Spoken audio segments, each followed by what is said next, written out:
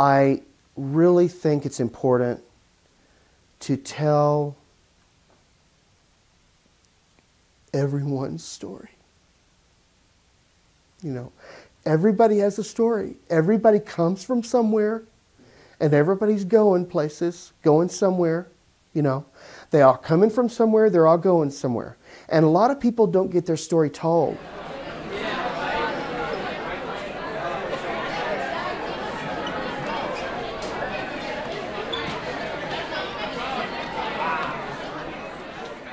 When we took over from Sodexo that was here before us, you know, we always say we'll offer everybody you have a job and we'll see how it goes. So everyone was offered a job, and a lot of people stayed not because of their dedication to Sodexo, but because of their dedication to CC and the students. I started when it was actually Sodexo, and when I started it was Sodexo for about, I think, 3-ish months. Shortly thereafter, moved to the cashiering in Benji's, and I've been cashier since that time. I got a phone call from a buddy of mine one day, who's the executive chef here, and he said, "Dude, come out here and work for me." And so I got on an airplane, and I've been here for almost 2 years. They just did the class of 2011 mentor, where a student gets to mention, you know, someone who positively impacted their time at CC. And I think we had 8 employees that got a little mentor certificate because they had impacted student life. It's usually pretty fun. I'm known to be definitely pretty bubbly. If it's dead in here, I mean, we'll crank the music games. We usually get good rousing games of Would You Rather. Also, there's the occasional rough house, but I usually have to put an end to that because I think that's my job. Yeah, usually like April Fool's Day, I get pranked. So there's some good stories there, mostly embarrassing.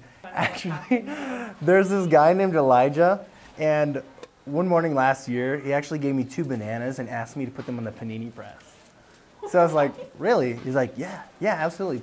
I want them on the panini press. So I took and I started putting them on the panini press. He's like, no, yeah, totally raw bananas. He's like, no, I was just joking. I wanted to see if you'd do it. They're good, wholesome people, and they love what they do, and they do a really good job for us. People here work hard for people, for the students, and sometimes it's hard to see that, but it's true. And I think that kids also need to realize that we can't give them everything they want all the time. It's not a money issue. It's a time issue. I mean, in our industry, we're always working against the clock. It's often very difficult to communicate with students how we expect programs to work. You know, I'll say our compost and recycling. But I know it's also often difficult for students to communicate with us what they want and what they want to see. And we try to offer that, you know, just by being open and listening, and then we have comment cards. We went from maybe getting like 10 to 15 a week to now we get like, I don't know, I'll have upwards of like 40 to 45 comment cards sometimes. There's just a ton of comment cards. And I love that because there's got to be a way in everyone's busy schedule that students can express things that they want and that we can respond why it does or doesn't work, and it needs to be a relationship. So generally, overall with Bon Appetit, great communication. Everyone is really trying to talk about the real things and what needs to happen, and in a real and respectful ways. We've been getting some that say Wheatless Wednesdays, and I'm just trying to ignore them. I'm like, Wheatless Wednesdays.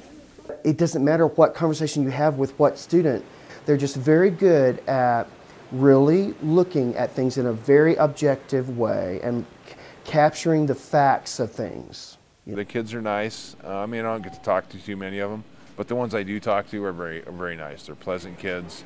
The people I work with are great. I love it here. They really helped me out when they gave me a job here.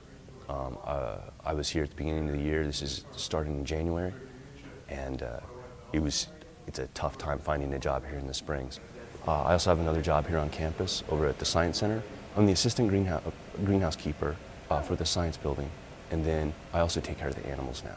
That's one of my interests too, is I'm trying to move on in gardens and horticulture. Hobby-wise, I love Legos. I like to build like Lego cities.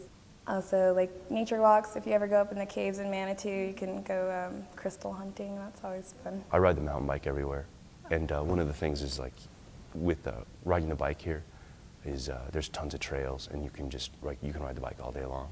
I ride my motorcycles whenever I can, and I play computer games. Which ones? I play Data Defeat Source. Anything that's gonna make me laugh, I'll do it. I have 13 film experiences, which I'm very proud of.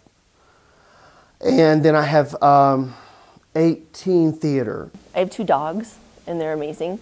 So I hang out with them a lot. My boyfriend's in a bluegrass band, so we travel with the dogs. I did The Evil Doctor in a Secret Garden, which I loved. I loved that. And then I did Mr. Beaver in Narnia. I do know an incredible amount of facts about 9-plated armadillos. They only have babies in 4s, and it's either they have quadruplets and they're all males or all females. I actually got an award for Best Performance my sophomore year, and it's this pretty awesome movie. It's called the Case Study Number 16, The Effects of Mass Media, and it's mostly just really funny and amazing.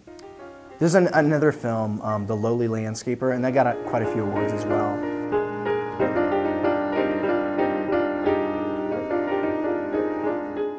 In the college years, art minor, piano major, music.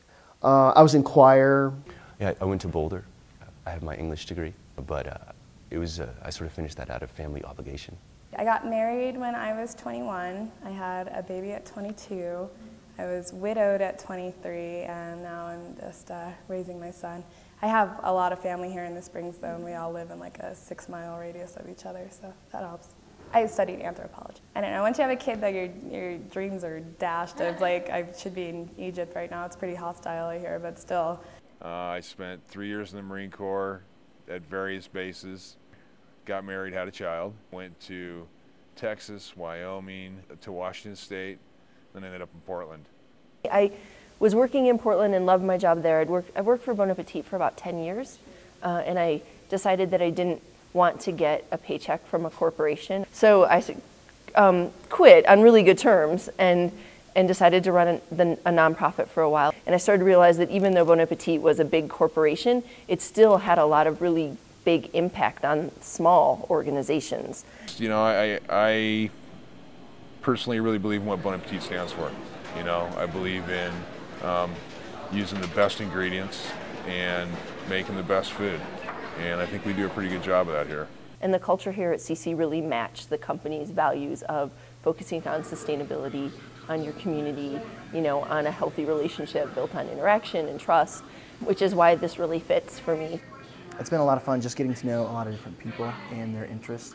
And especially since I just graduated a couple years ago, I feel I'm in a unique position to offer advice and security to students who are getting ready to graduate. And I would hope the kids know the care and the love and the time that it takes to feed the number of kids that we feed in here a day. We call each other outside of here and everything, little get-togethers. If we can get out of here tonight, we'll be going to Tony's. Yeah. I think the best way, you know, to learn about Bon Appétit is to work here. I mean, we do have a few student workers, but I mean, after you've been in the kitchen and done the serving, I mean, it really is like, it really hits home.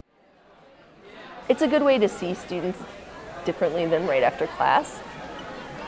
Like drunk? Just kidding. We always have good stories the next day.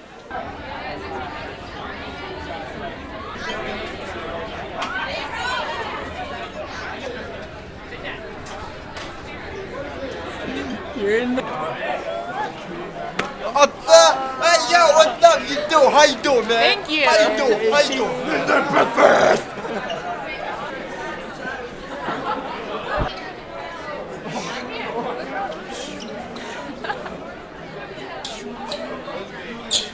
Yeah? You're gonna be in a documentary film.